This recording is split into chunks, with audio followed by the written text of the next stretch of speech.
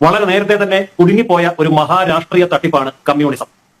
കമ്മ്യൂണിസത്തിന് മാനസിക വിധേയമായി പോയ ഒരു ജനത, ആ ജനതയെ എങ്ങനെ കൈകാര്യം ചെയ്യണം എന്ന് കമ്മ്യൂണിസ്റ്റ് പ്രസ്ഥാനത്തിന് വളരെ കൃത്യമായിട്ട് അറിയാം.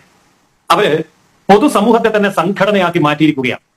എല്ലാ വിഭാഗം ജനങ്ങളെയും സംഘടനയാക്കി മാറ്റി അവരെ തൊഴിലാളി യൂണിയനുകളാക്കി ചാപ്പകുത്തി അവരിൽ നിന്ന് ലവി പിരിച്ച് പിരിവെടുത്ത് ആടുമാടുകളെ പോലെ ഭീഷണിപ്പെടുത്തി പാർട്ടി പരിപാടിക്ക് കൊണ്ടുപോകുന്ന ഒരു സംസ്കാരത്തെ മലയാളി പണ്ടേ അംഗീകരിച്ചു പോയി എന്നതിന്റെ കടുത്ത ശിക്ഷയാണ് ഇപ്പോൾ നമ്മൾ അനുഭവിച്ചുകൊണ്ടിരിക്കുന്നതിന്റെ ഒരു വശം. രണ്ടാമത്തെ കാരണം ഇവിടുത്തെ ട്രേഡ് യൂണിയനിസമാണ്. അതായത് സിവിൽ സർവീസുകാർ മുതൽ ഏറ്റവും താഴെയുള്ള തൂപ്പ് ജോലിക്കാർ വരെ സംഘടിതമായ ഇടതുപക്ഷ ട്രേഡ് യൂണിയനിസത്തിന് കീഴ്പ്പെട്ടുകൊണ്ട് ജീവിക്കുന്ന ഒരു അന്തരീക്ഷമാണ് ഇവിടെ ഉള്ളത്. ഖജനാവിലെ പണം വളരെ വിദഗ്ധമായി വിനിയോഗിച്ചുകൊണ്ട് ഇവിടുത്തെ മീഡിയയുടെ മുഴുവൻ കുത്തകയും സ്വന്തമാക്കി വെക്കുന്ന മറ്റൊരു നയം.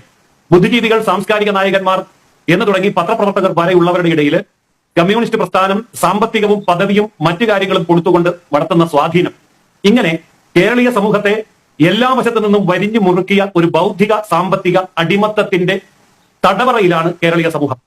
സത്യത്തിൽ മലയാളിക്ക് അറിയാം നമ്മൾ പോകുന്നത് അപകടത്തിലേക്കാണ് എന്ന്. പക്ഷെ നിശബ്ദനാക്കപ്പെട്ടിരിക്കുകയാണ്. പ്രതികരിക്കാനാവില്ല. പ്രതികരിച്ചാൽ സർക്കാർ പിണങ്ങും, പ്രതികരിച്ചാൽ ട്രേഡ് യൂണിയൻ പിണങ്ങും, പ്രതികരിച്ചാൽ മാധ്യമങ്ങൾ അവരെ സംഘി എന്ന് ചാപ്പകുത്തും, സാഹിത്യ സാംസ്കാരിക നായകന്മാർ ഒറ്റക്കെട്ടായി ഗവൺമെന്റിന് പിന്തുണ കൊടുക്കും.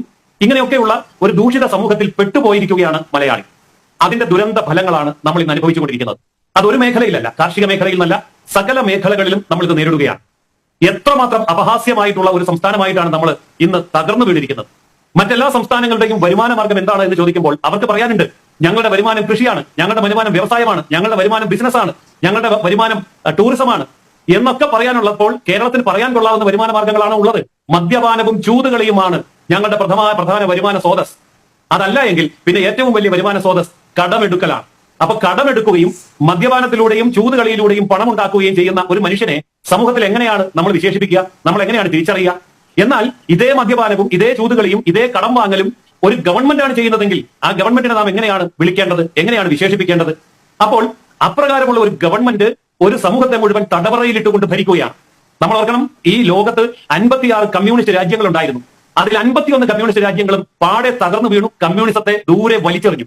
ഒരൊറ്റ കമ്മ്യൂണിസ്റ്റ് രാജ്യത്തെ കാണിക്കാൻ പറ്റുമോ സാമ്പത്തികമായി രക്ഷപ്പെട്ടു എന്ന് പറയാൻ?